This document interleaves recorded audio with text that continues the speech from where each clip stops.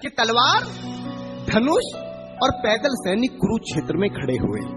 एक बिंब बनाता हूं, चित्र बनाता हूं कि तलवार, धनुष और पैदल सैनिक कुरुक्षेत्र में खड़े हुए, रक्त पिपासु महारथी एक दूसरे सम्मुख अड़े हुए, कई लाख सेना के सम्मुख पांडव पांच बिचारे थे। एक तरफ थे योद्धा सब, एक तरफ समय के मारे थे। महासमर की प्रतीक्षा में, महासमर की प्रतीक्षा में सारे ताक रहे थे जी, और पार्थ के रथ को स्वयं केशव हाँक रहे थे। रणभूमि के सभी नजारे देखने में कुछ खास लगे। माधव ने अर्जुन को देखा, अर्जुन उन्हें उदास लगे। कुरुक्षेत्र का महासमर एक पल में तभी सजा डाला। पांच जन्य उठा कृष्ण ने मुख से लगा बजा डाला। हुआ शंखनाद जैसे ही सबका गर्जन शुरू हुआ, रक्त बिखरना हुआ शुरू और सबका मर्दन शुरू हुआ। कहा कृष्ण ने उठ पार, कहा कृष्ण ने उठ पार, तो एक आंख को मीच जरा, गांडी ऊपर रख बाणों को, प्रत्यंचा को खींच जरा, और आज दिखा दे रणभूमि में, आज दिखा दे रणभूमि में योद्धा की तासीर। यहाँ इस धरती पर कोई नहीं अर्जुन के जैसा वीर, इस धरती पर कोई नहीं अर्जुन के जैसा वीर। यहाँ सुनी बात माधव की तो अर्जुन का चेहरा उतर गया। एक धारी की विद्या मानो चूहा उतर गया। बोले पाठ सुनो का ना, बोले पाठ सुनो का ना, जितने ये सम्मुख खड़े हुए हैं, हम तो इनसे सीख सीख कर सारे भाई बड़े हुए हैं। इधर खड़े बाबा भीष्म ने मुझको गोद खिलाया है, गुरु द्रोण ने धनुष बाण का सारा ज्ञान सिखाया है, सभी भाई पर प्यार लुटाया कुंती मात हमारी ने, कमी कोई नहीं छोड़ी थी प्रभु माता गांधारी ने। ये जितने गुरुजन खड़े हुए हैं सभी पूजने लायक हैं। माना दुर्योधन दुशासन थोड़े से नालायक हैं। मैं अपराध क्षमा करता हूँ, अरे मैं अपराध क्षमा करता हूँ, बेशक हम ही छोटे हैं, ये जैसे भी है आखिर माधव सब ताऊ के बेटे हैं। कि जैसे भी हैं आखिर माधव सब ताऊ के बेटे हैं, और छोटे से भूभाग की खातिर हिंसक नहीं बनूंगा मैं। इंद्रप्रस्थ के इतने बड़े राज्य को एक धर्म से भटका हुआ योद्धा अर्जुन एक जमीन का टुकड़ा बताता है और भगवान से कहता है कि छोटे से भूभाग की खातिर हिंसक नहीं बनूंगा मैं, छोटे से भूभाग की खातिर हिंसक नहीं बनूंगा मैं, स्वर्ण ताकर अपने कुल का विध्वंसक नहीं बनूंगा मैं। अरे खून सने हाथों को होता राजभोग अधिकार नहीं, परिवार मारकर गद्दी मिले तो सिंहासन स्वीकार नहीं, परिवार मारकर गद्दी मिले तो सिंहासन स्वीकार नहीं। और रथ पर बैठ गया अर्जुन, रथ पर बैठ गया अर्जुन, मुंह माधव से मोड़ दिया, रथ पर बैठ गया अर्जुन, मुंह माधव से मोड़ दिया, आंखों में आंसू भरकर गांडीव हाथ से छोड़ दिया, आंखों में आंसू भरकर गांडीव हाथ से छोड़ दिया। गांडीव हाथ से जब छूटा माधव भी कुछ अकुलाए थे। भगवान ने सोचा कि इसने तो बेइज्जती करा दी, इससे अच्छा तो मैं शंखनाद नहीं करता, पर भगवान अपनी बेइज्जती कभी स्वीकार नहीं करते। कि गांडीव हाथ से जब छूटा माधव भी कुछ अकुलाए थे। शिष्ट पार्थ पर गर्व हुआ, मन ही मन हंसाए थे। भगवान ने सोचा इसका सब कुछ जा रहा है, लेकिन ये अब भी परिवार की बात कर रहा है, संस्कार की बात कर रहा है, तो कहीं ना कहीं मेरे संस्कार है। कि गांडीव हाथ से जब छूटा माधव भी कुछ अकुलाए थे। शिष्य पार्थ पर गर्व हुआ, मन ही मन मुस्काए थे। मन में सोच लिया अर्जुन की बुद्धि न सटने दूंगा, समर भूमि में पार्थ को कमजोर नहीं पड़ने दूंगा। धर्म बचाने की खातिर एक नव अभियान शुरू हुआ। उसके बाद जगत गुरु का गीता ज्ञान शुरू हुआ, उसके बाद जगत गुरु का गीता ज्ञान शुरू हुआ। एक नजर में, एक नजर में, एक नजर में, एक नजर में रणभूमि के कनकन डोल गए माधव। टकटकी बांधकर देखा अर्जुन, एकदम बोल गए माधव, पार्थ मुझे पहले बतलाते, ए पार्थ मुझे पहले बतलाते, मैं संवाद नहीं करता, पार्थ मुझे पहले बतलाते, मैं संवाद नहीं करता। तुम सारे भाइयों की खातिर कोई विवाद नहीं करता।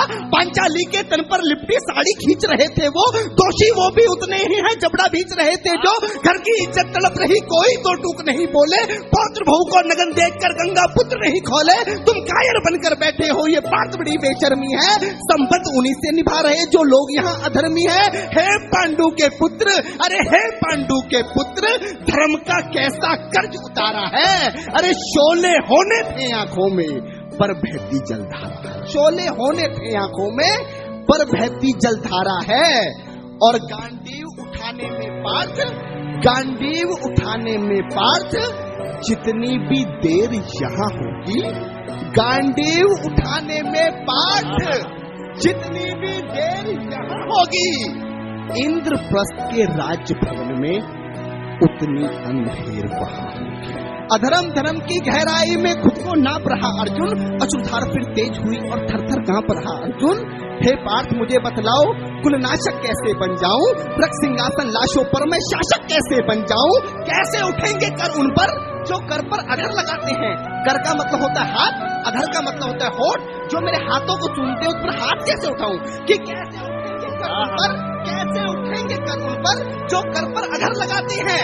करने को जिनका स्वागत ये कर भी स्वयं जुड़ जाते हैं। इन्हीं करों ने बाल काल में सबके पैर दबाए हैं, इन्हीं करों को पकड़ करों में पिता में मुस्काए हैं।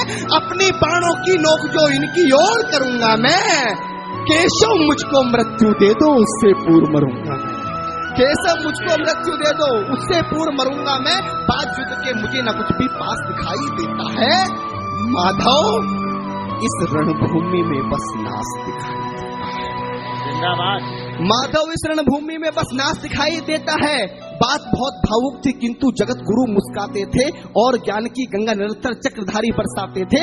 जन्म मरण की यहाँ योद्धा बिल्कुल चाह नहीं करते, क्या होगा अंजाम युद्ध का ये परवाह नहीं करते। पार्थ यहाँ कुछ मत सोचो, बस कर्म में ध्यान लगाओ तुम। बात युद्ध के क्या होगा ये मत अनुमान लगाओ तुम। इस दुनिया के रक्तपात में कोई तो इसे साथ नहीं, निज जीवन का करे फैसला नर के बस की बात नहीं।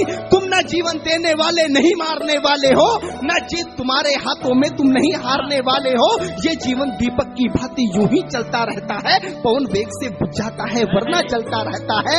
मानव वश में शेष नहीं कुछ फिर भी मानव डरता है, मानव वश में शेष नहीं कुछ फिर भी मानव डरता है।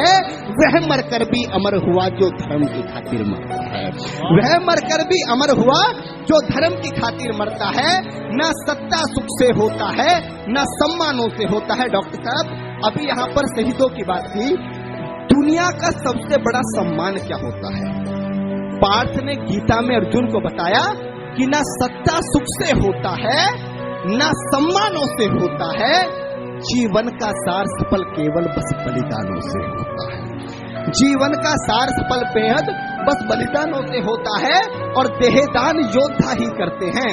जब हमारे सेना के जवान पुलिस के जवान अपनी शहादत देते हैं तो उनको झंडे में लपेट कर लाया जाता है, ये सबसे बड़ा सम्मान है। वही पंक्तियां माधव ने कहा कि ना सत्ता सुख से होता है ना सम्मानों से होता है। मेरे जीवन की डॉक्टर साहब सर्वश्रेष्ठ पंक्तियां दे रहा हूं अपने जीवन की कि ना सत्ता सुख से होता है ना सम्मानों से होता है, जीवन का सार सफल केवल बस बलिदानों से होता है। और देहदान योद्धा ही करते हैं, देहदान योद्धा ही करते हैं, ना कोई दूजा जाता है।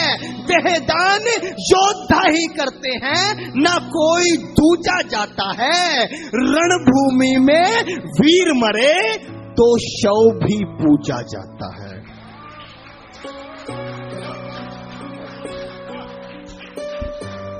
देहदान योद्धा ही करते हैं ना कोई दूजा जाता है।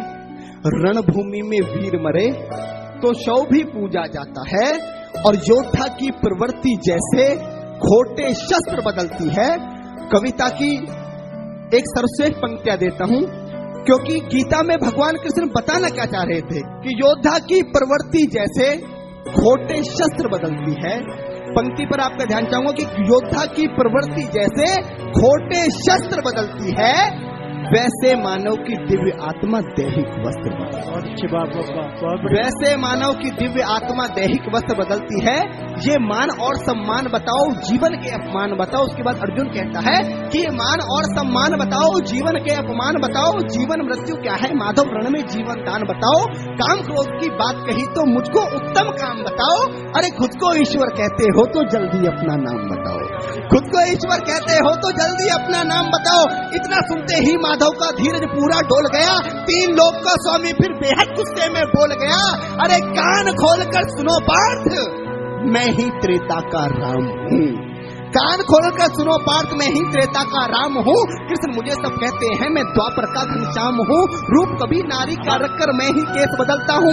धर्म बचाने की खातिर मैं अनगिन वेश बदलता हूँ। विष्णु जी का दशम रूप में परशुराम मत वाला हूँ। नाग कालिया के फन पे मैं मर्दन करने वाला हूँ। बाकासुर और महिषासुर को मैंने जिंदा गाड़ दिया। बाकासुर और महिषासुर को मैंने जिंदा गाड़ दिया। नरसिंह बनकर धर्म की खातिर हिरण्यकश्यप फाड़ दिया। नरसिंह बनकर धर्म की खातिर हिरण्यकश्यप फाड़ दिया। और रथ नहीं कहीं भी चलता है, रथ नहीं कहीं भी चलता है, बस मैं ही आगे बढ़ता हूँ। गांडीव हाथ में तेरे है, पर रणभूमि में मैं लड़ता हूँ। कि रथ नहीं तनिक भी चलता है, बस मैं ही आगे बढ़ता हूँ। गांडीव हाथ में तेरे है, पर रणभूमि में मैं लड़ता हूँ। जैसे ही मेरे माधव का कद थोड़ा सा बड़ा हुआ, सहमा सहमा सा था अर्जुन एकदम रस से खड़ा हुआ। माँ गीता के ज्ञान का सीधा हृदय पर प्रहार हुआ। मृत्यु के आलिंगन हेतु फिर अर्जुन तैयार हुआ। मृत्यु के आलिंगन हेतु फिर अर्जुन तैयार हुआ कि जितने यहाँ अधर्मी हैं चुन चुन कर उन्हें सजा दूंगा। इतना रक्त बहाऊंगा, धरती की प्यास बुझा दूंगा। जिधर बाण चले पार्थ के सब पीछे हट जाते थे। रणभूमि के कोने कोने लाशों से पट जाते थे। धर्मराज के शीश के ऊपर राज मुकुट की छाया थी। भगवान ने युद्ध जितवा दिया। युधिष्ठिर का राज अभिषेक हुआ। कविता की अंतिम दो पंक्तियां कि धर्मराज के शीश के ऊपर राज मुकुट की छाया थी, पर सारी दुनिया जानती थी ये बस केशव की। कि धर्मराज के शीश के ऊपर राज मुकुट की छाया थी, पर सारी दुनिया जानती थी ये बस केशव की माया थी। और धर्म किया स्थापित जिसने, धर्म किया स्थापित जिसने, दाता दया निधान की जय। हाथ उठाकर सारे बोलो चक्रधारी भगवान की जय।